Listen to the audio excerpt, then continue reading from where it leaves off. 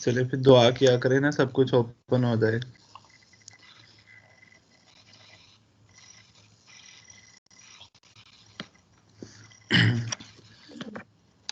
कौन कौन से सब्जेक्ट पढ़ रहे हैं अभी तक आप लोग ऑनलाइन?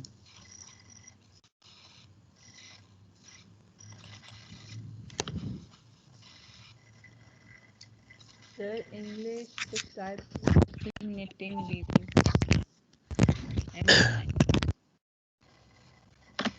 डिजाइन कौन पढ़ा रहा है? मैम। और निटिंग का तो सिलेबस कवर नहीं करवा दिया सर ने? सर अब लैब का ये सर लैब वर्क करवा रहे हैं शायद, थोड़ा उसका ही डिस्कस करते हैं। वो कैसे ऑनलाइन होता है लैब? सर डिस्कस कर रहे हैं, पर परफॉर्म हम यूनिवर्सिटी आके ही करेंगे। ओके, और वीविंग जो कैसा वाली जा रहा है? असाइनमेंट मिला है वो और वीविंग कैसा जा रहा है? सर वीविंग को फुल स्टॉप लग गया। कुछ समझ नहीं आई वो सर वीविंग की। वो क्यों फुल स्टॉप उसको लग गया? सर सर उसमें ने भी अब हमें लैब का काम असाइनमेंट करना है, असाइन लैब है नहीं, थ्योरी किया। कर चुके हैं। सर वीविंग हम थ्योरी हमने हमेशा लैब की तरह ही की है, थ्योरी इतनी हमने उसकी पढ़ी नहीं थी, अब ये थ्योरी आ गई अचानक से। सर बड़ी खौफनाक थ्योरी आई है इस दफा तो।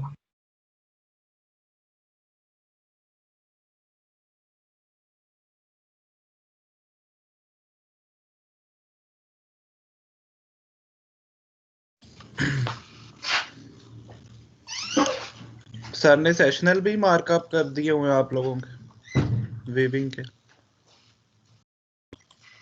पता नहीं सर। सही। चलो, और मेरा सब्जेक्ट ठीक जा रहा है क्लास? सर ठीक जा रहा है, आपका सिलेबस पर ज्यादा है। सिलेबस ज्यादा है? Yes sir. चलो इसको कवर तो करें ना सारे को, तो फिर उसके बाद हम देख लेंगे कितना सिलेबस करना है। डोंट वरी, हम अगर मिड और फाइनल इकट्ठे होंगे ना तो हम इसको जरूर स्क्वीज करेंगे, ठीक है? आपने टेंशन नहीं लेनी। और मिड और फाइनल का पेपर भी इजी होगा, ठीक है? सर इतना कोई मुश्किल चांस है यूनिवर्सिटी ऊपर होने का? बिकॉज सर वो जो नया कोरोना आ गया है। 11 को तो 90% चांसेस है कि नहीं ओपन हो रही। सो 31 तक ओपन होगी। 31 तक इट मीन्स कि अब आप लोगों के, मुझे लग रहा है एग्जाम भी कहीं ऑनलाइन ना लेने पड़ जाए,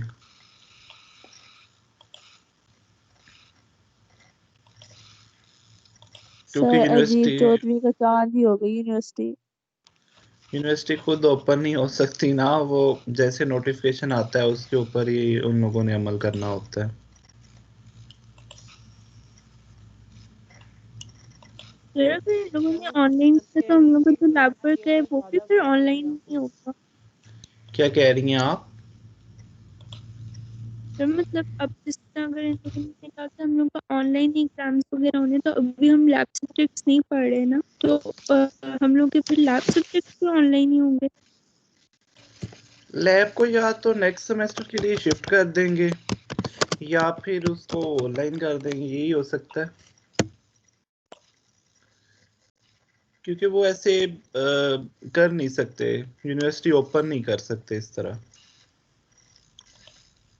तो फिर तो हमारा नेक्स्ट सेमेस्टर भी मतलब बहुत ज्यादा इनको चाहिए लोडेड होगा। पूरी तरह से यूनिवर्सिटी बंद ही कर दें। हमें भी लटका के रखा हुआ है, टीचर्स भी इतने मुश्किल से पढ़ा रहे हैं, उनके लिए भी तो इजी नहीं है किसी के ना, लिए भी कुछ क्लास समझ इजी आ नहीं रहा है। होता, किसी के लिए भी इजी नहीं है, बट क्या करें, चीज़ों को फॉलो अप तो करना है। क्या ख्याल है? नहीं, मैं तो अपने स्टूडेंट्स को ऑनलाइन में इतना टफ टाइम नहीं दे रहा। मैं ओरल क्विजेज लेता हूँ तो ओरल क्विजेज आपको पता है बहुत इजी होते हैं, ठीक है? और आप लोगों के सेशनल भी माशाल्लाह हर किसी की 20 मार्क्स के सेशनल हुए हैं, तो मेरी यही कोशिश है कि हर किसी के 15 अबव हों, ताकि हर बच्चा एटलीस्ट बी प्लस ए या सी प्लस इस तरह ग्रेड लेके जाए। लेकिन ये है कि मुझे कभी स्टूडेंट से भी ऐसा रिस्पॉन्स नहीं मिला कि जी स्टूडेंट मुझे डिसअपॉइंट कर रहे हैं।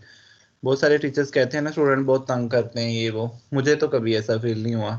मैं अल्हम्दुलिल्लाह इस सेमेस्टर में 5 क्लासेस पढ़ाई हैं, स्टूडेंट बहुत कोऑपरेटिव हैं।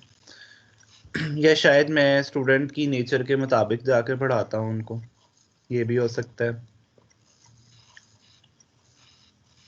क्या ख्याल है?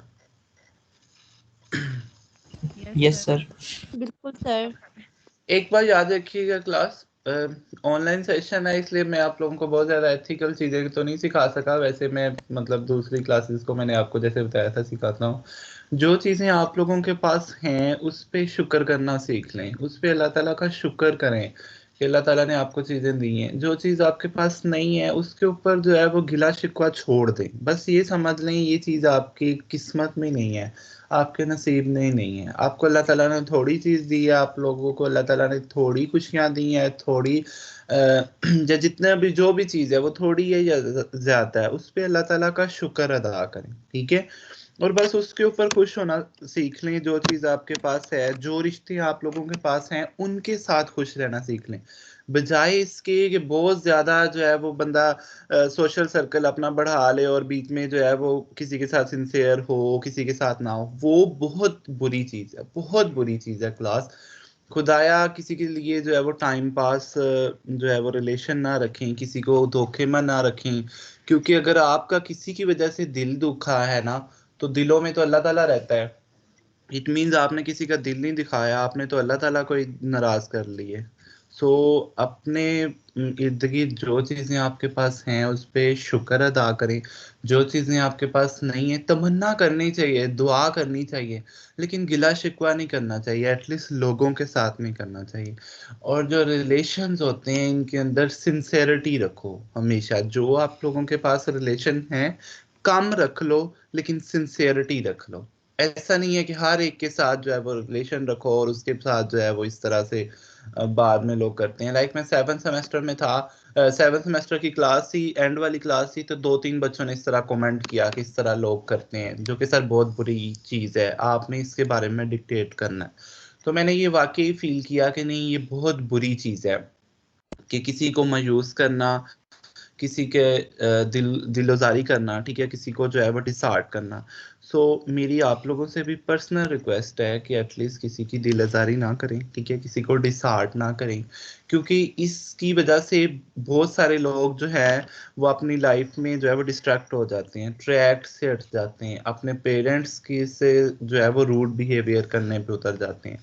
लेकिन जब आप लोग उनको जो है वो इस तरह से डिसीव करते हैं तो उनकी लाइफ जो है वो काफ़ी जो है वो टोटली चेंज हो जाती है।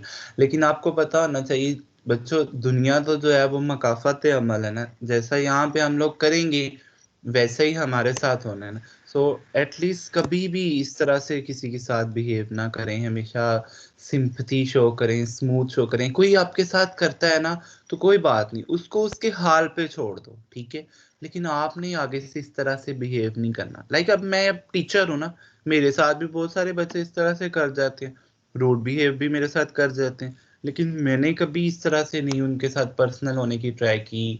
या आप लोगों ने मेरा हमेशा बिहेवियर देखा होगा, मेरा रिस्पॉन्स देखा होगा। सो आप लोग भी इन चीज़ों को जो है वो अपनी लाइफ में रोल मॉडल अपनाने की कोशिश करें। जो चीज़ें आपके पास नहीं है आपको फिर भी जो है वो चाहिए है, तो उसके लिए आप जो है वो अल्लाह ताला से मांगें। क्योंकि मेरा नहीं ख्याल कि दुनिया में कोई ऐसी चीज़ है या जो कि आप अल्लाह ताला से अल्लाह ताला के इख्तियार में नहीं, हर चीज़ अल्लाह ताला के इख्तियार में है, उसके ख़जाने जो हैं वो भरे हुए हैं। दुआ करें, ठीक है, लेकिन एटलीस्ट इनडायरेक्ट वे ना अपनाएं जिसकी वजह से बहुत सारे लोग जो है वो हर्ट हो जाते हैं और बहुत सारे लोग जो है वो इवन अपने ट्रैक से ही हट जाते हैं, ठीक है। सो ये मेरी बात आप लोगों ने लाजमी जो है वो अपने माइंड में रखनी है। आज का हम लेक्चर स्टार्ट करते हैं।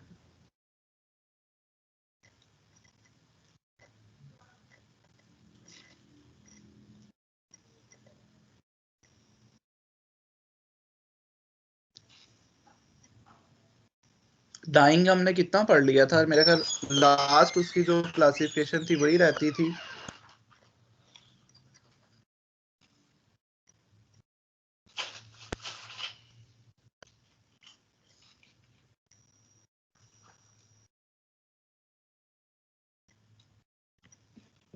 लास्ट पे रह गया था। सर हमने ऐसे डायल तो पढ़ लिया था, आपने कहा था कि बाकी स्लाइड्स हम कट कर देते हैं, काफी पढ़ लिया। हाँ, एक दो स्लाइड्स हैं जिनको पढ़ना आई थिंक जरूरी था, इसलिए जो है वो सिलेबस में बेशक हम उसको नहीं रखेंगे। तो देखिए स्क्रीन शेयर हो रही है आप सबको।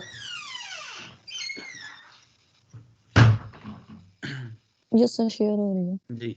तो लास्ट पे था dye for other fibres. Like हम लोगों ने पहले dyes for direct fibre, direct या नेचुरल फाइबर्स के लिए पढ़ी थी, जो कि हमारे पास कॉटन, जूट, सिसल है। उसके बाद हम लोगों ने डाइज फॉर प्रोटीनिक फाइबर्स पढ़ी, जो कि हमारे पास वूल और सिल्क है। और अब लास्ट पे एक क्लासिफिकेशन है dyes for other fibres. Other fibres का मतलब है जो कि नेचुरल भी नहीं है, जो कि प्रोटीनिक भी नहीं है। इसका मतलब ये सिंथेटिक होंगे, ये मैन मेड होंगे, ठीक है। तो इसमें हमारे पास जो डाइज आती हैं वो डिस्पर्स डाइज है फॉर पॉलिएस्टर या एसीटेट सिंथेटिक फाइबर्स के लिए, या केटानिक डाइज हैं जो कि हमारी किसके लिए हैं, एक्रिलिक्स के लिए, ठीक है। इस स्लाइड्स में जस्ट टू नेम्स हैं कि डिस्पर्स डाइज को हम लोगों ने पढ़ना है और केटानिक डाइज को हम लोगों ने स्टडी करना है।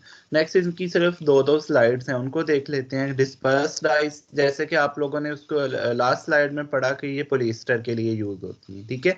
एप्लीकेशन को सबसे पहले हम लोग देखते हैं, mostly use for polyester and acetate. आपको पता है जो हमारे पास मैन मेड फाइबर्स होते हैं लाइक पॉलिएस्टर है या एक्रिलिक है या नायलॉन है, इनके ऊपर जो डाइंग है वो इतनी इजीली नहीं होती जितनी हमारे पास नेचुरल फाइबर्स के लिए होती है। तो इनके लिए जो डाइंग है उसकी क्लास वो वाली क्लास हम लोग यूज करते हैं जो इनके साथ कंपैटिबल हो, जो इनके ऊपर जो है वो डाई कर सके, ठीक है। तो इसके हवाले से देखें कि mostly use for polyester and acetate, polyester और एसीटेट के लिए यूज की जा सकती है, लेकिन नायलॉन और एक्रिलिक पर भी अप्लाई हो सकती है। ये सारे के सारे जो फाइबर्स हैं ये सिंथेटिक हैं, ये नेचुरल नहीं है, ये खुद बनाए हुए हैं। सो खुद बनाए हुए जो भी फाइबर्स हैं उनके लिए कौन सी हम डाई यूज कर रहे हैं, डिस्पर्स डाइज यूज कर रहे हैं। Required skill in application, skill चाहिए होती है, इतनी इजी नहीं है, महारत चाहिए होती है। मतलब इसमें बीच में जो है वो ज्यादा डाई नहीं यूज करनी, कम डाई नहीं यूज करनी, एक रिक्वायर्ड अमाउंट यूज करनी, ठीक है। आइदर बाय कैरियर और अंडर हाई टेम्परेचर, या तो कोई ना कोई कैरियर ऐड करना है। कैरियर मींस कोई ना कोई कैटलिस्ट ऐड करना है ताकि जो है वो डाई हमारी पेनिट्रेट कर सके हमारे सिंथेटिक फाइबर के ऊपर, या हमने हाई टेम्परेचर रखना है। आपको पता है हाई टेम्परेचर भी, जैसे ही हम लोग हाई टेम्परेचर के अंदर चीजें जो है वो रिएक्टिव होना शुरू हो जाती हैं, ठीक है। मॉडरेट प्राइस है, प्राइस इतनी नहीं है। कंप्लीट कलर रेंज, सारे के सारे कलर हम लोग डाई कर सकते हैं। लिमिटेड सॉल्युबिलिटी इन वाटर, इसका मतलब सॉल्युबिलिटी इसकी कम है। सो सॉल्युबिलिटी इनहांस करने के लिए हम लोग जो है वो हो सकता है साल्ट्स ऐड करें, ठीक है। गुड फास्टनेस अच्छी है क्योंकि वाटर सॉल्युबल भी नहीं है। After reduction clearing treatment sublimation property, जैसे ही हम लोग रिडक्शन करते हैं तो इसकी सब्लिमेशन प्रॉपर्टी अच्छी हो जाती है। सब्लिमेशन प्रॉपर्टी का मतलब है कि ये वाटर को अब्सॉर्ब करना स्टार्ट कर देते हैं, ठीक है। वाटर को अब्सॉर्ब करना स्टार्ट कर देता है। हमने पहले भी एक डाइस में पढ़ा था ना कि जैसे ही हम लोग रिडक्शन करते हैं तो वो वाटर सॉल्युबल हो जाती हैं, उसके बाद हम लोग उनकी डाइंग करते हैं, उसके बाद अगेन ऑक्सीडेशन करते हैं तो वो अगेन वाटर इनसॉल्युबल हो जाती हैं। सो डिस्पर्स डाइस के मतलब उसने 5 बातें बताई हैं। पहला यूज बताया तो उसने कहा पॉलिएस्टर, एक्रिलिक, नायलॉन, एसीटेट के लिए यूज हो सकता है। दूसरी बात वो ये कहता है कि इसके अंदर जो है वो स्किल चाहिए होता है, इतना इजीली डाई नहीं होता, या तो साथ में कैरियर ऐड कर लो या साथ में हाई टेम्परेचर यूज कर लो।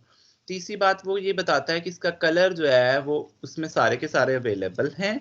और चौथी बात ये कहता है कि प्राइस उसकी जो है वो मॉडरेट है। पांचवी बात वो ये कहता है कि सॉल्युबिलिटी वाटर के अंदर कम है, ठीक है। इसका मतलब हमें क्या करवानी पड़ेगी, रिडक्शन। जैसे ही रिडक्शन करवानी पड़ेगी तो ये वाटर सॉल्युबल हो जाएंगे, उसके बाद जो है वो हम इनको डाई कर लेंगे, जिसकी वजह से इनकी जो है वो वाश फास्टनेस भी अच्छी आती है। नेक्स्ट स्लाइड है जिसमें अंदर यूजेस हैं। यूजेस पहली स्लाइड में भी मेंशन है, बेशक इस स्लाइड को स्किप भी कर सकते हैं, लेकिन चलें उसने एक्सप्लेन कर दिया हुआ है।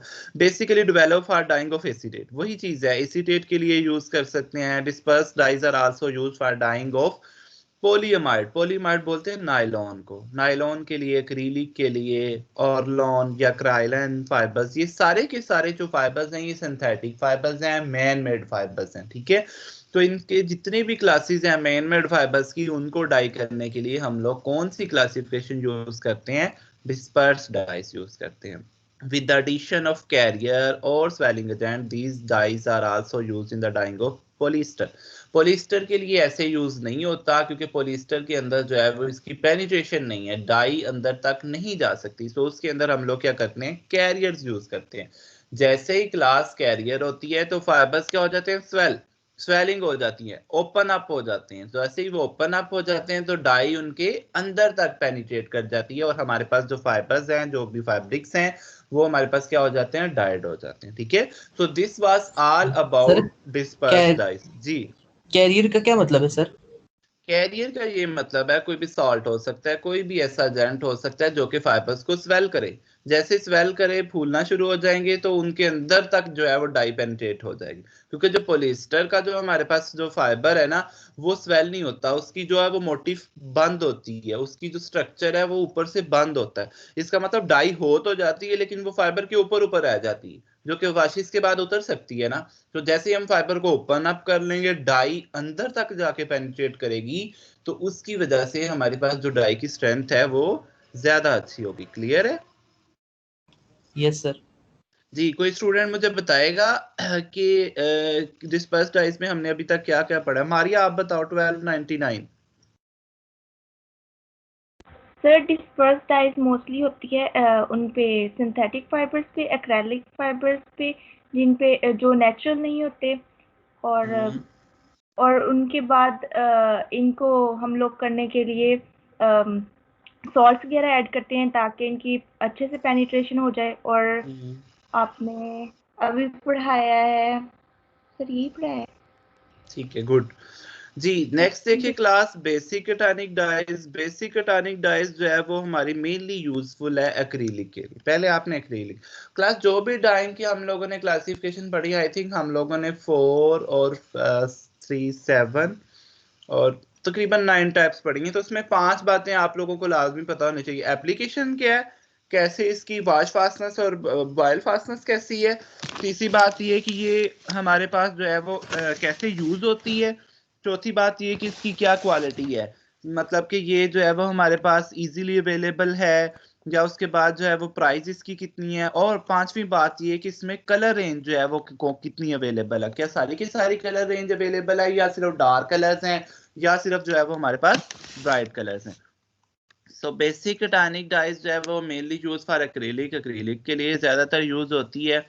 Careful application required to prevent unlevelling dyeing. हाँ, इसमें अनलेवलिंग का खतरा है। इसमें ऐसे हो सकता है कि एक जगह पे डाई जो है वो ज्यादा लगी है और एक जगह पे डाई कम लगी है। And adverse effect in hand feel. Adverse effect in hand feel का मतलब ये है कि ये हमारी जो है वो हैंड्स की सरफेस को जो है ना वो डैमेज कर सकते हैं। हैंड फील का दूसरा मतलब ये भी हो सकता है कि जो फैब्रिक की सरफेस है वो रफ हो सकती है।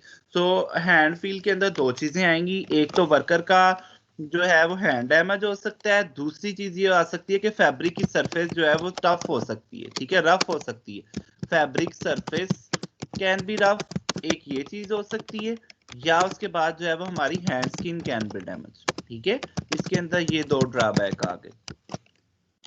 उसके बाद देखें class complete colour range available है with very good brilliant shade. इसके अंदर जो शेड्स हैं वो भी काफी अच्छे अवेलेबल हैं।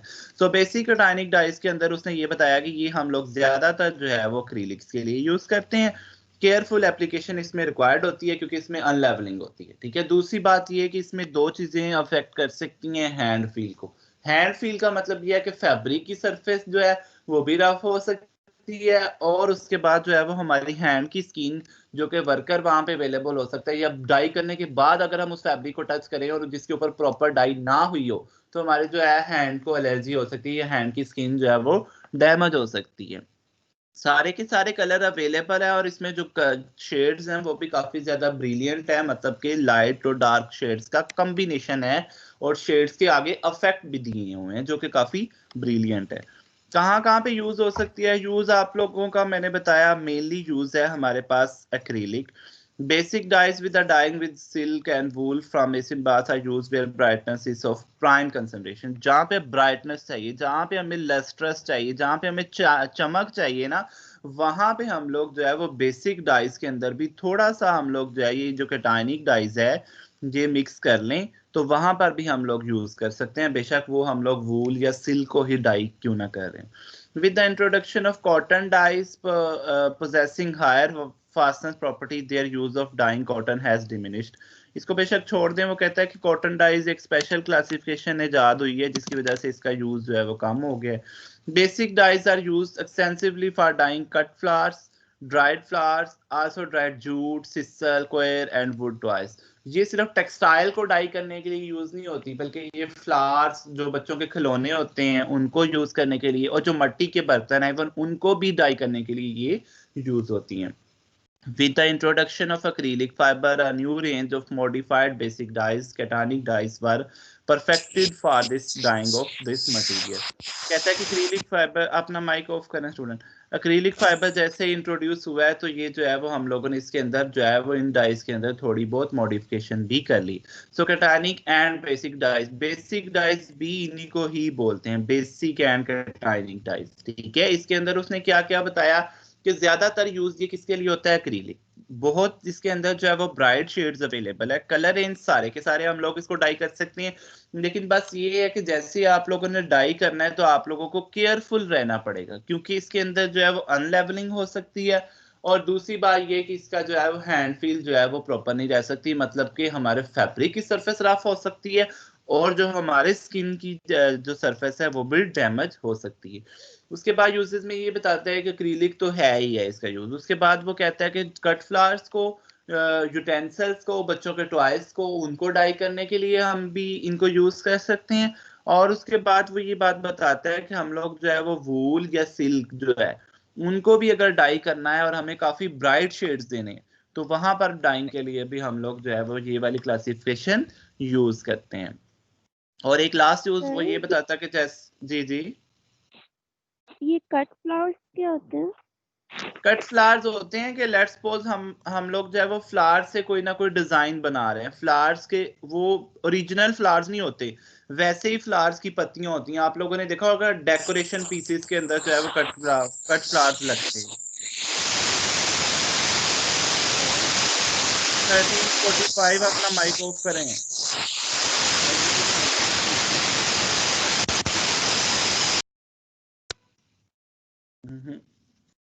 कट फ्लावर्स होते हैं हमारे पास जो डेकोरेशन पीसेस के अंदर जो फ्लावर्स जो कि आर्टिफिशियल फ्लावर्स होते हैं उनको डाइंग करने के लिए ये चीजें यूज होती हैं. क्लियर है? यस सर हम लोग जब सर, एक बात बताएं. फाइबर लेवल पे जब हम लोग जी जी पूछे बारी बारी पूछे सब. सर हम लोग फाइबर जब हम लोग डाइंग करते हैं ग्लास फाइबर्स को जैसे हम लोग करते थे पहले डाई करने के बाद फिर हम लोग उनकी फिलामेंट्स बनाते थे, तब अगर हम लोग तब ये डिस्पर्स डाइज वगैरह करेंगे तो ये सारा प्रोसेस ये सिर्फ फैब्रिक लेवल पे हम लोग ये करते हैं. नहीं, ये यार्न लेवल के ऊपर भी हम लोग कर सकते हैं, सिर्फ फैब्रिक के ऊपर अप्लाई नहीं कर सकते हम लोग, यार्न लेवल के ऊपर भी अप्लाई कर सकते हैं. जी हमास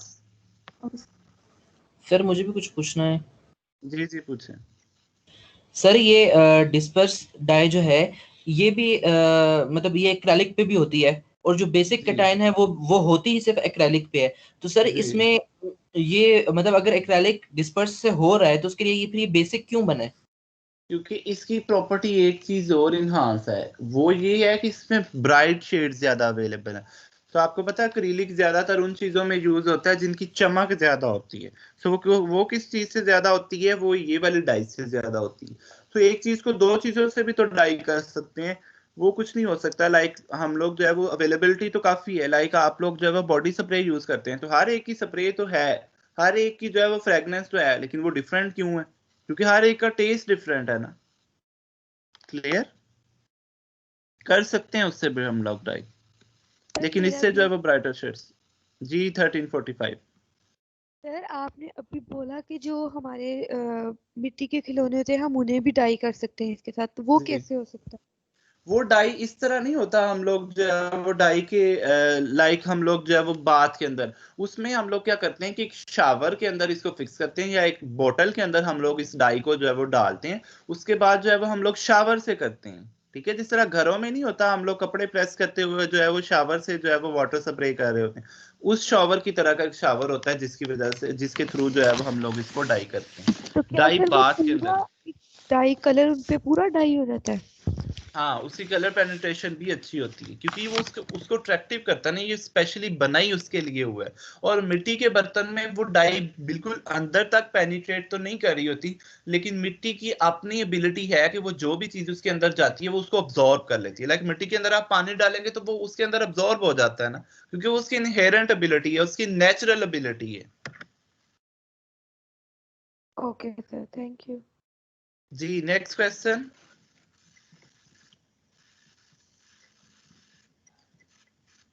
चलें,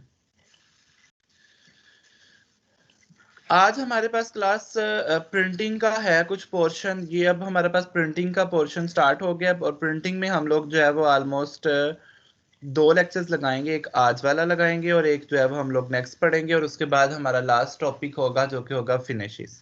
टेक्सटाइल प्रिंटिंग एक बहुत ही इजी फील्ड है, इसमें ऑलमोस्ट 15 स्लाइड्स हैं, बाकी सिर्फ फिगर्स हैं। ठीक है, हर स्लाइड के बाद 2-3 फिगर्स हैं, तो इसमें पढ़ने वाली सिर्फ 15 स्लाइड्स हैं। टेक्सटाइल प्रिंटिंग के अब आप लोगों ने नहीं शो हो रही, स्लाइड नहीं शो हो रही, अब शो हो रही है। ओके।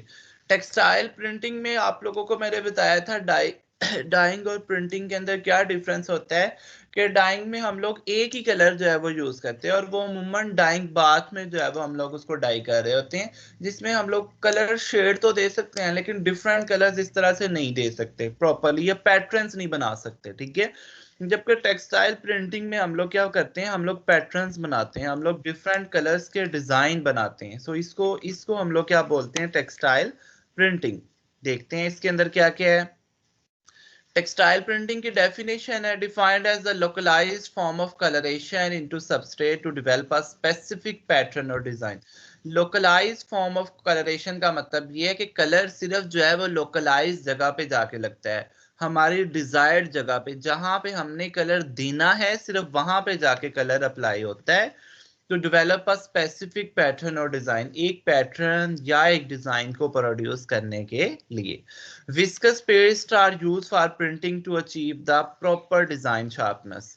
उसके बाद हम लोग जो है वो विस्कस पेस्ट लगाते हैं, क्योंकि जब हम लोगों ने पैटर्न बनाते हैं ना तो साइडों से आपको पता है कि वहां पे कलर जो है वो बाहर निकला होता है। ठीक है, तो वहां पे विस्कस पेस्ट हम लगा देते हैं। विस्कस पेस्ट क्या है, साइडों वाले जो कलर है उसको रिमूव कर देती है, जिसकी वजह से हमारे जो पैटर्न्स हैं वो प्रॉपरली फॉर्म हो जाते हैं। पैटर्न्स तो पहले भी बने होते हैं, लेकिन जैसे ही हम लोग कलर करते हैं तो थोड़ा बहुत कलर आपको पता है बाहर चला जाता है उन पैटर्न से। तो विस्कस पेस्ट हम इसलिए लगाते हैं कि जो बाहर वाले कलर के ऊपर लगाते हैं उसकी वजह से जो बाहर वाला कलर है वो रिमूव हो जाता है। ठीक है, printing uses the same dyes or pigments applied to produce a dyed fabric। Printing के ऊपर भी क्लास वो यही कह रहा है कि इसमें भी डाइज ही यूज होती हैं, लेकिन इसके अंदर इक्विपमेंट और होता है। मतलब ये कि कलर सेम ही होता है लेकिन इक्विपमेंट और होता है, और इक्विपमेंट की एप्लीकेशन है कि वो जाके लोकलाइज पोर्शन के ऊपर जाके उसको स्टिक करता है, उसको एक पैटर्न फॉर्म करता है, जो जिसको हम लोग क्या कहते हैं, टेक्सटाइल प्रिंटिंग।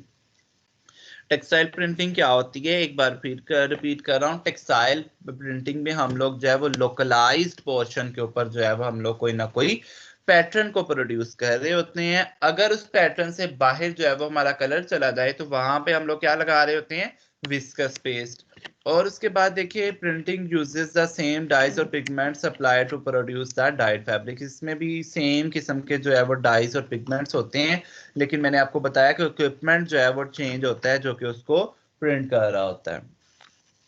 सर जी ये डार्क और पिगमेंट में क्या फर्क है?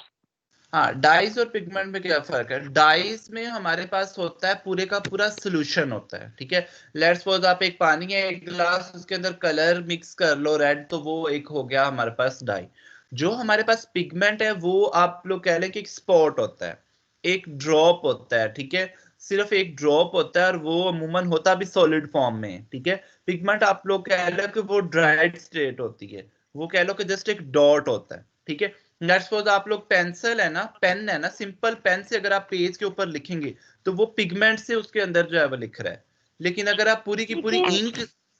जी ये तो पानी की हमारे पास हो गया ना कि पानी की कंसंट्रेशन वेरी हो रही है, लेकिन इसके अलावा क्या फर्क है पिगमेंट और डाई में? इसके अलावा ये फर्क होता है कि जो पिगमेंट है वो प्योर क्वालिटी होती है, उसमें अंदर पानी कम होता है और जो हमारा कलर है वो ज्यादा होता है, जबकि डाइस के अंदर हमारा कलर कम होता है और पानी ज्यादा होता है। पिगमेंट जो है वो प्योर फॉर्म है। पिगमेंट आप इस तरह कह लें कि लेट्स सपोज के हम लोग जो है वो ऑरेंज है, ऑरेंज का जो जूस निकाल रहे हैं वो हमारे पास क्या है, पिगमेंट।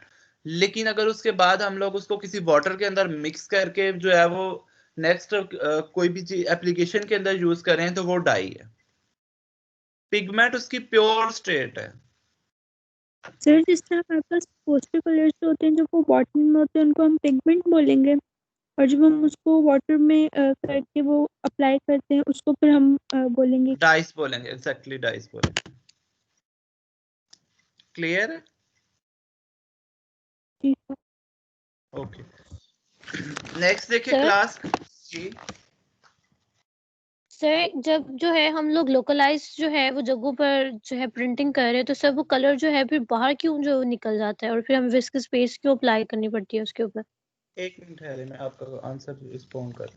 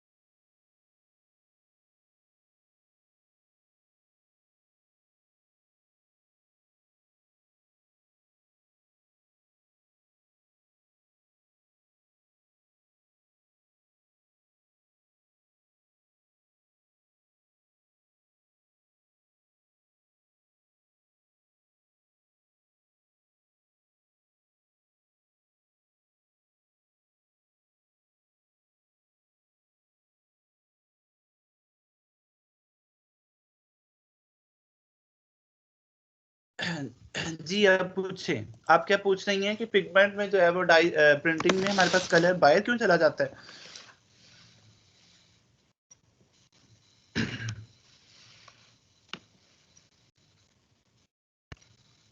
जी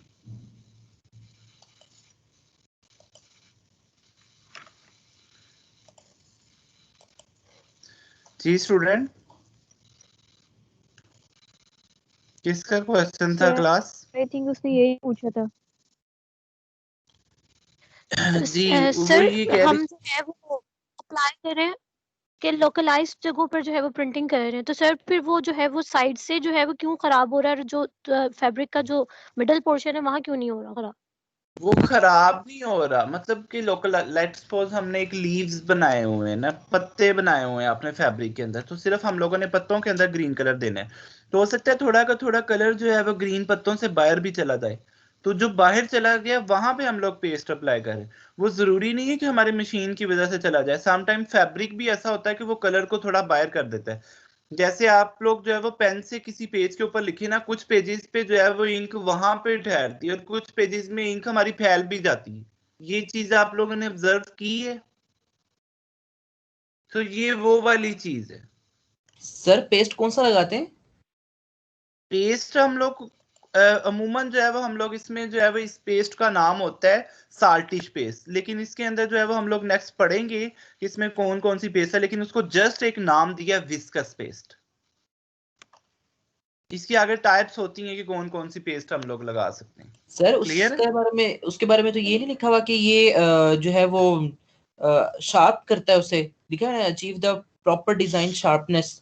शार्प का यही मतलब है कि जो बाहर कलर जो है वो डिस्टार्ट हो गया हुआ है, जो बाहर पैटर्न से बाहर कलर जाके चला गया है, उसको रिमूव करता है, जिसकी वजह से कलर शार्पनेस आती है, हमारा डिजाइन शार्प हो जाता है, क्लियर हो जाता है। इसका ये मतलब है। इससे ये फॉर्मेशन के लिहाज से उसकी क्लियरेंस है, यानी कि हाँ, कलर की शार्पनेस नहीं है।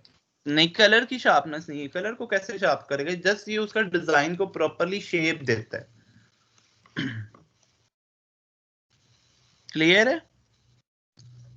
तो ये बेसिकली फिर प्रिंटिंग के बाद यस जो है सर। अप्लाई किया जाता है कि प्रिंटिंग पहले? नहीं, प्रिंटिंग से पहले तो इसका कोई मकसद ही नहीं है, प्रिंटिंग के बाद ही हम लोग अप्लाई करेंगे। वो भी सिर्फ उन जगहों के ऊपर जहाँ पे हमें लग रहा है कि यहाँ पे जो है वो कलर बाहर चला गया हमारे पैटर्न से।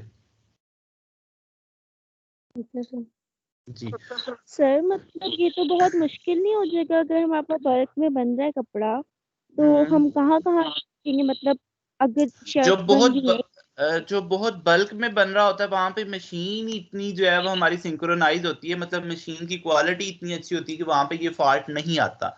लेकिन सम टाइम जब प्रिंटिंग हो जाती है उसके बाद क्वालिटी चेकर जो है वो सारे के सारे फैब्रिक को देख रहे होते हैं, ठीक है, वो एक रोलर से फैब्रिक गुजरता है, वो सारे के सारे फैब्रिक को देखते हैं। अगर हमें वहां पे कभी कोई मसला आ जाए जो कि बहुत कम आता है, लाइक 1000 मीटर फैब्रिक हो ना, तो वहां पे एक या दो जगहों पे ये मसला आता है। अगर वहां पे किसी जगह पे मसला है तो वो सिर्फ वहां पे विस्कस पेस्ट लगा देते हैं। लेकिन ठीक है, सर ये देखिए ना, अगर हम स्मॉल स्केल के भी कर रहे हैं तो फिर भी कितना मुश्किल है कि जहाँ जहाँ है वहाँ वहाँ विस्कस पेंट लगाए। इससे अच्छा यही नहीं है कि हम जो पेंट अप्लाई कर रहे हैं प्रिंटिंग के लिए उसी को विस्कस कर देंगे, वो फैले ही ना बाउंड्री के बाहर। एक एक ऑप्शन ये है ना पहले, दूसरी ऑप्शन ये है कि वो मिस्टेकनली भी हो सकता है ना, मिस्टेकनली भी तो वो बाहर जा सकता है, जरूरी तो नहीं कि वो उसकी एबिलिटी है वो फैल रहा है। हो सकता है वो वैसे आप लोग जो है वो कलर करते हैं, ठीक है, आप लोग किसी स्केच के अंदर कलर करते हैं तो सम टाइम मिस्टेकनली भी कलर बाहर चला ही जाता है। सर अगर वो अब बहुत ज्यादा उस मतलब कंजेस्टेड डिजाइन भी होते हैं प्रिंटिंग के, तो इस तरह वाला हो तो तब भी मशीन उस पर वर्क करेगी प्रिंटिंग का? हाँ, मशीन उसके ऊपर वर्क करेगी, लेकिन मशीन के सर अंदर उसमें तो इंडस्ट्री के अंदर जो है वो हमारे पास ऐसे जो प्रॉब्लम्स हैं वो बहुत कम आती हैं। लाइक को बहुत, मैंने आपको बताया ना, 1000 मीटर फैब्रिक हो तो एक या दो जगहों पे ऐसा होता है, तो उसको ठीक करना बहुत ईजी है। उस जगहों पे जो है वो विस्कस पेस्ट अप्लाई करना कोई मुश्किल काम नहीं। क्योंकि सर वहाँ पे तो कंटिन्यूटी में काम होता है ना, तो वहाँ पे तो चल ही जा रहा होता है। हाँ, लेकिन और मैंने सर आपको अगर बताया ना, एंड पे क्वालिटी कंट्रोल डिपार्टमेंट होता है जो कि इसको सबको मॉनिटर कर रहा होता है। उनका ये काम है कि वो सर हम चीज तो आगे हम लोगों ने कस्टमर को बिल्कुल ठीक देनी है ना। जी सर हम बाउंड्री पर से पेस्ट लगा के अगर हम डिजाइन सही कर भी देते तो बैकग्राउंड से भी तो कलर रिमूव होगा ही, तो उसे फिर दोबारा प्रिंट करना पड़ेगा। खर्च नहीं मच जाएगी? नहीं, बैकग्राउंड से हमारे पास जो है वो कलर रिमूव नहीं होता, वो पेस्ट वही होती है कि जो फ्रेश कलर को जो है वो जस्ट रिमूव करती है। उस पेस्ट की भी कोई स्पेसिफिकेशन होगी ना, ऐसे थोड़ी है कि वो पेस्ट जो है वो सारे के सारे कलर को रिमूव कर रही है।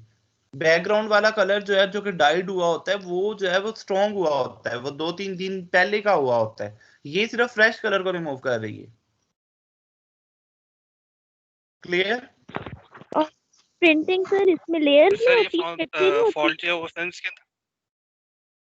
जी क्या पूछ रही हैं, मुझे आपकी समझ नहीं आई। सर मैं कह रही हूँ प्रिंटिंग लेयर्स में होती है, पहले बैकग्राउंड फिर डिजाइन फिर बाउंड्री, या इकट्ठी नहीं होती? नहीं, फैब्रिक पहले से डाइड हुआ होता है उसके ऊपर प्रिंट करते हैं ना हम लोग।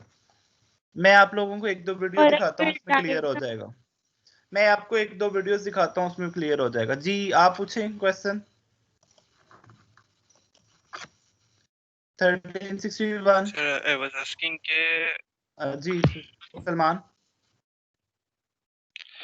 सर ये फॉल्ट फिल्म से भी हो सकता है, प्रिंटिंग का कलर फैलने वाला क्या कह रहे हैं आप? या कलर मिसप्लेस होने वाला।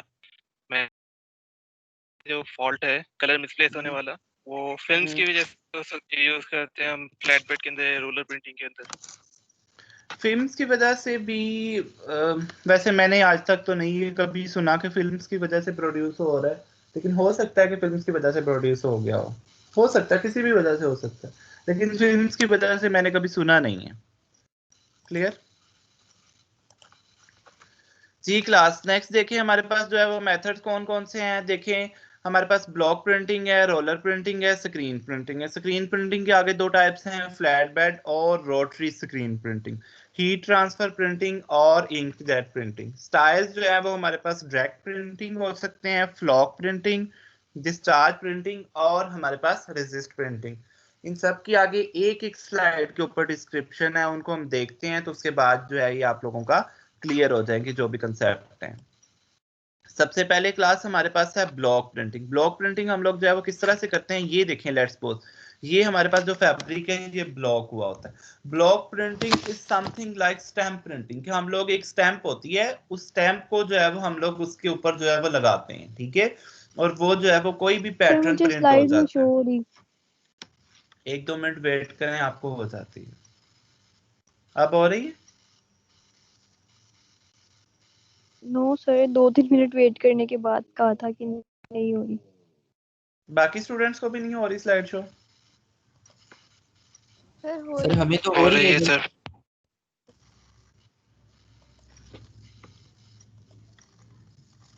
जी अब स्लाइड शो हो रही है? सर फिर मेरा इंटरनेट का इशू नो होगा, सर। चलें थोड़ी हाँ देर शायद। मैं वेट कर लेती हूँ। जी तो ब्लॉक प्रिंटिंग में मैंने आपको बताया कि जस्ट एक स्टैंप होती है, वो स्टैंप के थ्रू जो है वो हम लोग जो है वो उसके ऊपर प्रिंटिंग कर रहे होते हैं। सो इसको हम लोग क्या बोलते हैं, ब्लॉक प्रिंटिंग। एक अभी हम यूट्यूब के ऊपर वीडियो देखते हैं जिसके अंदर हम लोग देखते हैं कि कैसे जो है वो हम लोग ब्लॉक प्रिंटिंग से अपनी प्रिंटिंग को अचीव करते हैं।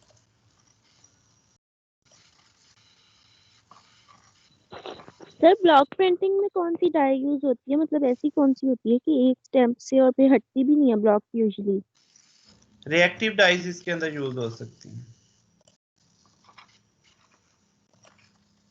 जी जी क्लास, ये देखिए 1-2 वीडियोस में आपको दिखाता हूँ जिसके अंदर जो है वो ब्लॉक प्रिंटिंग हो रही होगी। लेट्स सपोज ये ब्लॉक प्रिंटिंग हो रही है, स्क्रीन शेयर हो रही है सब स्टूडेंट को। Yes sir. Yes sir. जी ये देखें, ये उसने जो है वो ये वो एक ब्लॉक है, ये एक स्टैंप है। ये देखिए यहाँ पे उसने डाई बनाई हुई है, यहाँ पे वो डिप करता है, उसके बाद यहाँ इस तरह से वो उसको प्रिंट कर लेता है। ये देखिए ठीक है, यहाँ पे ये जो उसने पेज स्पेशली रखा हुआ है कि वहां पे उसने पैटर्न को बनाना ही नहीं है। ठीक है, ये जो है वो हमारे पास सिंपल है और बहुत पुरानी टेक्निक है ब्लॉक प्रिंटिंग।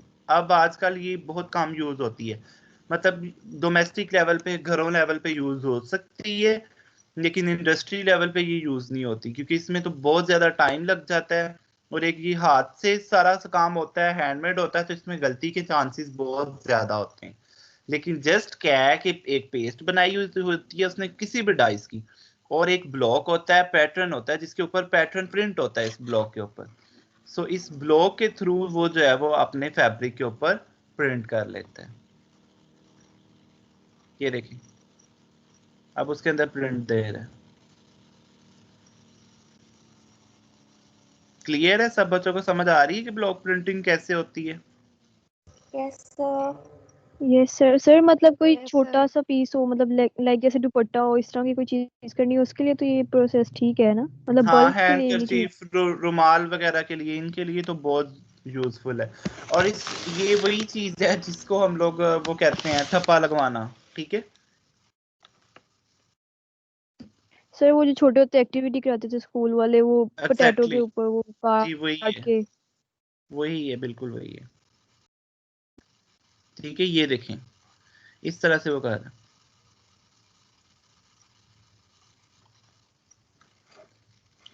और जो ये वर्कर है ये काफी एक्सपीरियंस्ड है, मतलब सर इसके अंदर यूज कर रहा है, डाई यूज कर रहा है। जी कौन सी डाइस यूज कर रहा है? डाइस मैंने आपको डिफरेंट पढ़ाई है, तो जो भी फैब्रिक होगा ना जी, पिगमेंट कर रहा है या डाई? डाई यूज कर रहा है, पिगमेंट नहीं यूज कर रहा।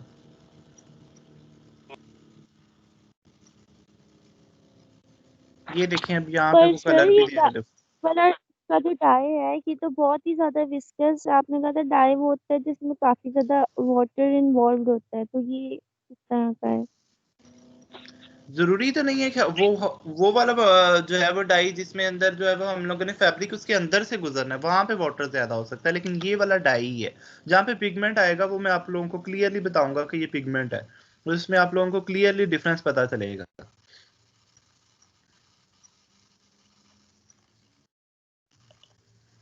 पर सर इंडस्ट्रियल लेवल पे हमें कैसे डिफरेंस पता चलेगा कि कौन सी डाई है कौन सा पिगमेंट है? लोग कहेंगे इन्हें पता ही नहीं है कुछ। नहीं सर अभी उससे देखने पिगमेंट से भी मैं पता लग आपको ही जाता दिखाऊंगा, है डाई और पिगमेंट का। बिल्कुल लग जाता है पता, उन्होंने शायद देखे नहीं इस वजह से वो कंफ्यूज हैं। ये देखें ये भी ब्लॉक प्रिंटिंग है जिसमें वो डिफरेंट ब्लॉक्स बता रहा है कि इसमें डिफरेंट किस्म के पैटर्न्स हैं। सो जैसे ही मैं प्रिंट करूंगा, जो मैंने पैटर्न प्रिंट करना है वो ये बता रहा है कि यहाँ यहाँ पे जैसी डाई लगती है तो जो है इस तरह का फैब्रिक जो है वो प्रिंट हो जाता है, बिल्कुल सेम। ये देखें सर ये ब्लॉक कैसे बनते हैं, ये जिनके ऊपर डिजाइन बने हुए हैं? ये पहले से बने होते हैं, इनको सांचे बोलते हैं, या हमारे पास ये पहले से बने होते हैं, ये खुद नहीं बनाए होते हैं हम लोगों ने। ठीक है, ये एक फैब्रिक है जिसके ऊपर जो है वो हम लोगों ने इस तरह से प्रिंट करना है। ये कुछ हम खुद कार्व करके भी तो बनाते हैं, जो ब्लॉक्स हैं। क्या कह रही हैं आप? ये जो ब्लॉक्स हैं ये हम खुद कार्व करके भी तो बनाते हैं। खुद भी बना सकते हैं, लेकिन ये बने बनाए मिलते हैं बाजार से, आजकल भी मिलते हैं, ऐसा नहीं है कि सिर्फ पुराने जमाने में ही था।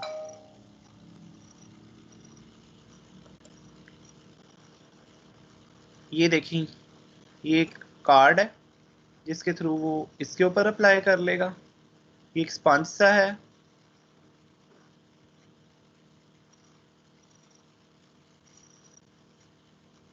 और उसके बाद इसके ऊपर लगाएगा ताकि उसी पूरी सरफेस के ऊपर जाके वो ठहर जाए। ठीक है, और उसके बाद वो जो है वो फैब्रिक की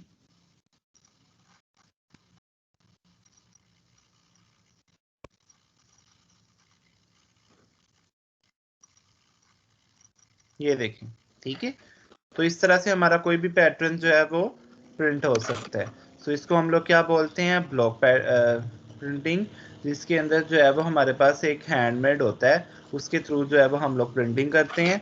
और ये टोटली जो प्रोसेस है ये हैंडमेड है। ठीक है, क्या है इसके अंदर, the blocks are usually made of wood, wood के बने होते हैं, और उसके अंदर जो है वो डिजाइन पहले से फिक्स्ड होता है, that it stands out relaxed against the background surface, जो कि बैकग्राउंड सरफेस के ऊपर पहले से बना होता है जो डिजाइन है।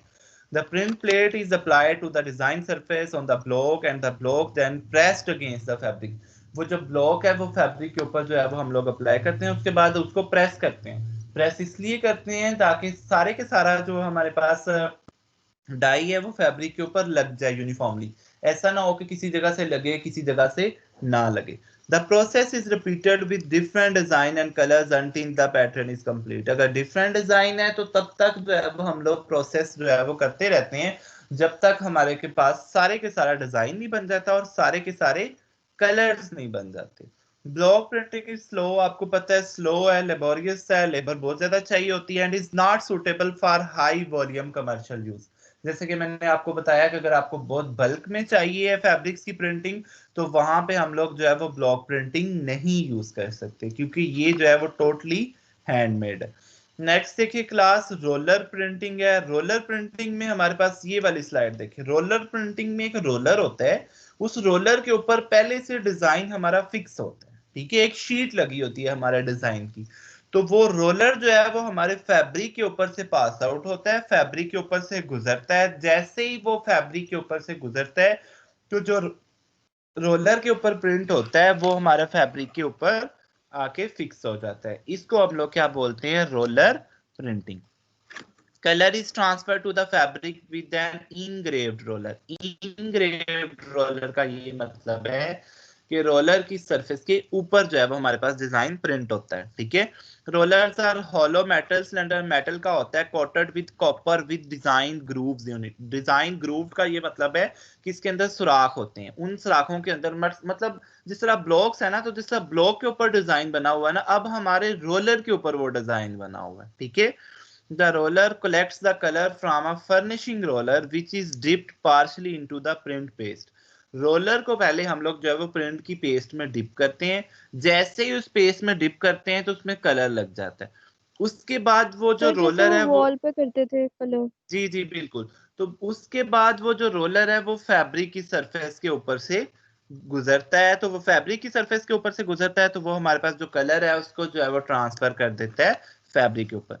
The paste is trapped into इनग्रेविंग्स। इनग्रेविंग्स का मतलब है वो पेस्ट जो है वो सुराखों के अंदर जो है वो ट्रैप हो जाती है, उनके अंदर एंटर हो जाती है। Excess paste is removed by doctor blade. Doctor plate के थ्रू जो है वो एक्सेस पेस्ट को रिमूव कर लेते हैं। मतलब अगर फैब्रिक के ऊपर प्रिंट किया है तो अगर ज्यादा पेस्ट लगी है, अब देखिए यहाँ पे भी वही इशू है कि अगर पेस्ट जो है वो हम लोगों ने काम लगानी थी वो ज्यादा लग ली है, तो डॉक्टर ब्लेड का मतलब है सिंपल एक स्केल लेते हैं और उसके थ्रू हम लोग रिमूव करते हैं। हम लोग दो वीडियोस देखते हैं, एक रोलर प्रिंटिंग की देखते हैं और एक जो है वो डॉक्टर ब्लेड की देखते हैं कि डॉक्टर ब्लेड से उसको किस तरह से रिमूव करते हैं। अभी मैं आप लोगों को दिखाता हूँ।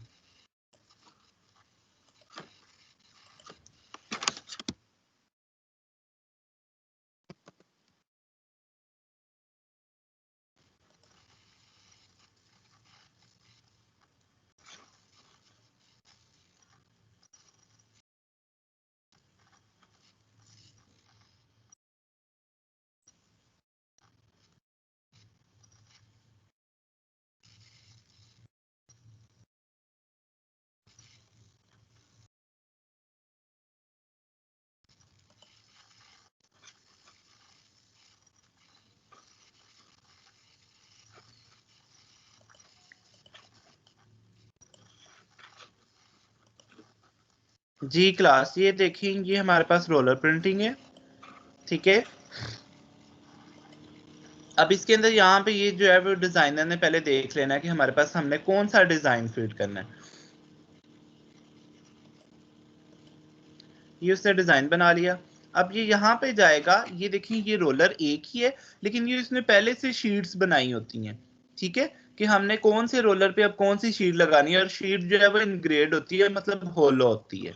अब देखिए उसने डिजाइन पहले फॉर्मुलेट कर लिए, पहले बना लिए। ये देखिए ये एक सिंपल रोलर है, सिंपल, इसके ऊपर अभी डिजाइन फिक्स नहीं हुआ, ठीक है। ये देखिए अब उसने उसके ऊपर जो है वो कोई ना कोई डिजाइन फिक्स किया है, इनग्रेव किया है, उसके ऊपर लगाया है, कोई एक शीट लगाई है, ठीक है, जिसके ऊपर वो वाला डिजाइन था। तो जैसे ही ये फैब्रिक के ऊपर से हमारे पास गुजरेगा, इसमें भी बहुत लेंथी डिजाइन तो नहीं प्रिंट हो सकते, लेकिन छोटे छोटे डिजाइन जिस तरह बच्चों के सूट्स के ऊपर होते हैं, बच्चों की फ्रॉक्स के ऊपर होते हैं, क्योंकि वो एक ही डिजाइन आप लोगों को पता है कि वो हमारे पास फिक्स हो रहा था। ये देखें, ये अब देखें एक उसके ऊपर शीट चढ़ाता है होलो, ठीक है, उसके पास डिफरेंट शीट्स हैं, डिफरेंट डिजाइन के लिए डिफरेंट शीट्स हैं। ये देखें, ये अब उसने रोलर के ऊपर जो है वो चढ़ा दी, ठीक है। अब उसको सिंपली वो डिप कर लेगा और उसके बाद वो जो है वो फैब्रिक के ऊपर अप्लाई कर देगा। ये देखें, ठीक है।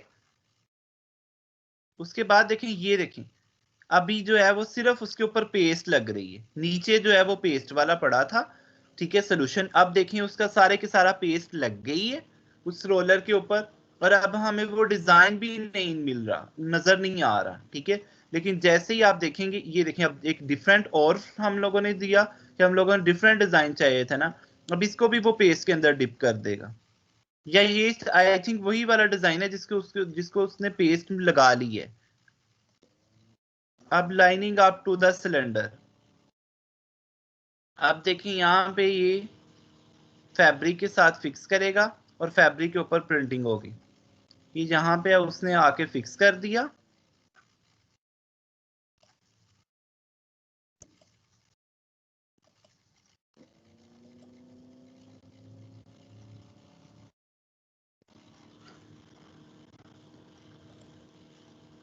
ये इनकी प्रेपरेशन दिखा रहा है कि इनकी कैसे प्रिपरेशन करते हैं। ये वो वाला डाई है और इसके अंदर जो है वो हमारे पास कोई ना कोई वाटर है या कोई भी सॉल्वेंट है, इनको प्रिपेयर करेगा। ये जस्ट इंक प्रिपरेशन का मेथड है।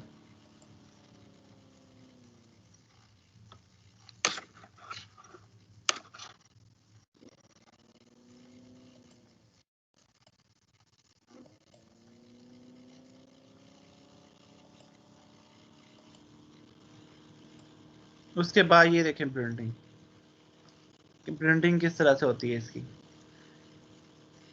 ये देखिए ये रोलर सिंपली जो है वो गुजर रहा है, फैब्रिक उसके नीचे से पास आउट हो रहा है और ये उसके वो वाला जो प्रिंट है वो फैब्रिक के ऊपर इंसर्ट कर रहा है। ये देखिए यहाँ पे, ठीक है, इससे भी वही वाला प्रिंट आ रहा है, इससे भी वही वाला प्रिंट आ रहा है। तो मतलब रोलर के ऊपर हम लोगों ने एक इनग्रेव्ड सरफेस लगानी है, एक सुराखों वाली सरफेस लगानी है, और उस सरफेस के ऊपर हम लोगों ने जो है वो कलर इंपार्ट कर देना है। वो वाला जो कलर हमने इंपार्ट किया है, वो वाला जब जैसे ही रोलर रोटेट करता है तो वो उस कलर को ट्रांसफर कर देता है फैब्रिक के ऊपर। क्लियर है। Excess paste is removed by doctor blade. तो डॉक्टर ब्लेड हम लोग देख लेते हैं कि डॉक्टर ब्लेड किस तरह से होता है, लेकिन आई डोंट थिंक सो कि उसकी कोई डॉक्टर ब्लेड कोटिंग तो है। इससे भी समझ आ सकती है डॉक्टर प्लेट कोटिंग की।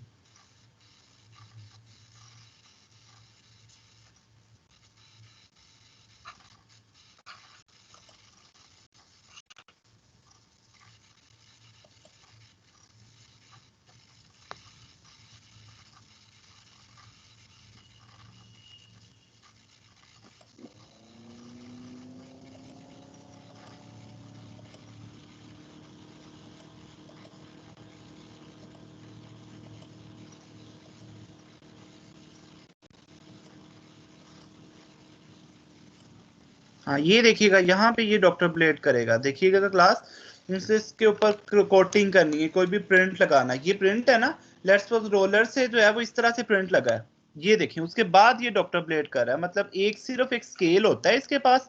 अब देखिएगा ये पहले उसने प्रिंट लगा दिया, अब ये देखिए उस स्केल की मदद से उसका लेवल कर देते हैं। तो इसको इस स्केल की मदद से इस चीज को करने को हम लोग क्या कहते हैं, डॉक्टर ब्लेड। उसमें भी वो यही बात कर रहा है कि वो रोलर जो है वो हमारे पास जो है कलर या पिगमेंट जो है वो उसको अप्लाई कर देते हैं, उसके बाद जो है वो हम सिंपल एक स्केल की मदद से जो है वो क्या करते हैं, उसके ऊपर से जो एक्सेस कलर है उसको क्या कर लेते हैं, रिमूव कर लेते हैं। तो इसको हम लोग क्या कहते हैं, रोलर प्रिंटिंग। लास्ट टेक्निक है आज की, उसके बाद हम आज का लेक्चर खत्म करते हैं। ये तो रोलर प्रिंटिंग का ही अभी बता रहा है, रोलर प्रिंटिंग, स्क्रीन प्रिंटिंग जी। तो रोलर प्रिंटिंग के अंदर ये भी आप लोगों ने देखा किस तरह से जो है वो रोलर्स जो है वो प्रिंट करते हैं। रोलर प्रिंटिंग की मशीन को जो है उसने बताया हुआ है। Fabric come in contact with the engraved roller. Engraved roller का मतलब ये है कि रोलर्स के अंदर जो है वो डिजाइन होता है, उसके ऊपर एक शीट होती है जो कि हॉलो होती है, इनग्रेव्ड होती है, जिसके अंदर पहले से जो है वो डिजाइन फिड अप होता है। And the areas in contact with the grooves having the paste. और जहां जहां पे ग्रूव्स होते हैं, जहां जहां पे सुराख होते हैं, वहां वहां पे क्या होता है, कलर होता है। और कलर कहाँ से आते हैं, हम उस रोलर को बाद में एक बाथ के अंदर डिप करते हैं और सारे के सारे कलर उसके ऊपर इम्पार्ट हो जाते हैं। उसके बाद जैसे ही वो फैब्रिक की सरफेस के ऊपर चलता है तो वो हमारे पास जो है वो कलर प्रिंट हो जाते हैं।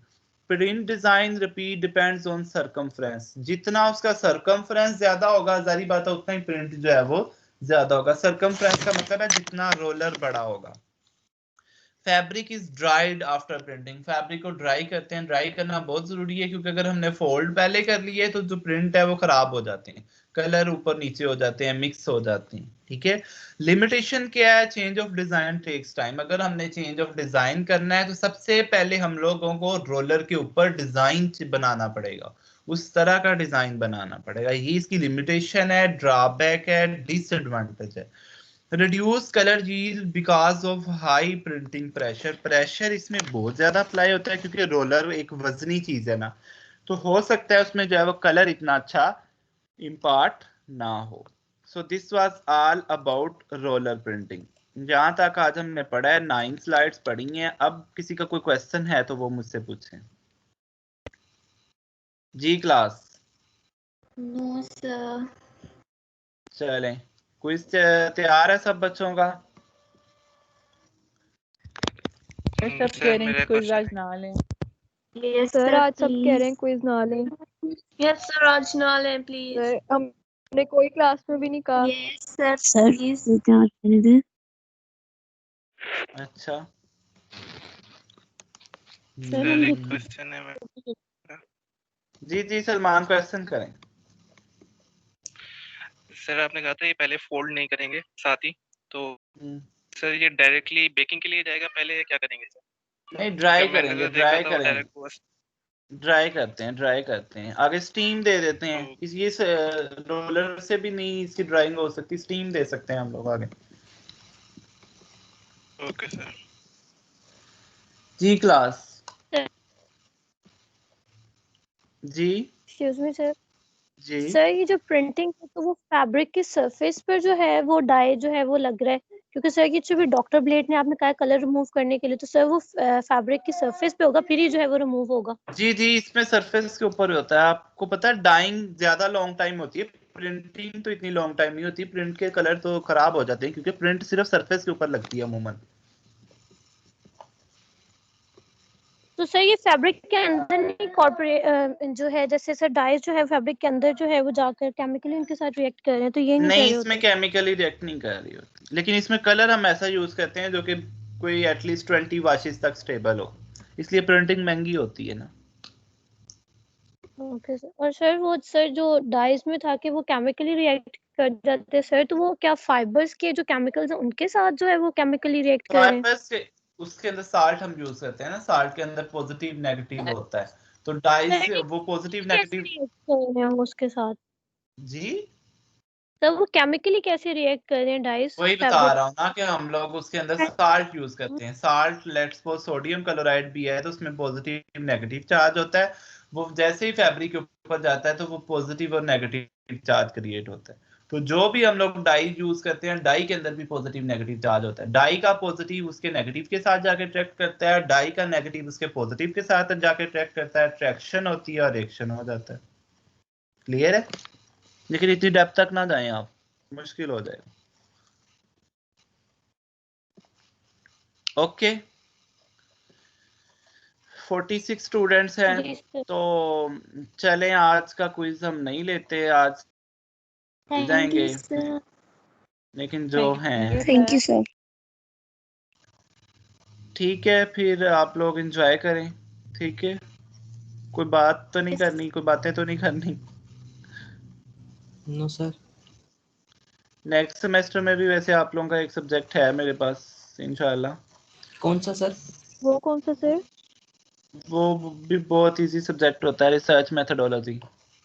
सर वो भी ऑनलाइन ही पढ़ना है? सर अब आगे हमारी थीसिस वगैरह का वर्क कराएंगे हमसे? वो तो 7 से स्टार्ट हो जाएगा, लेकिन मेथड्स पढ़ाना शुरू हो जाते हैं, रिसर्च मेथोडोलॉजी।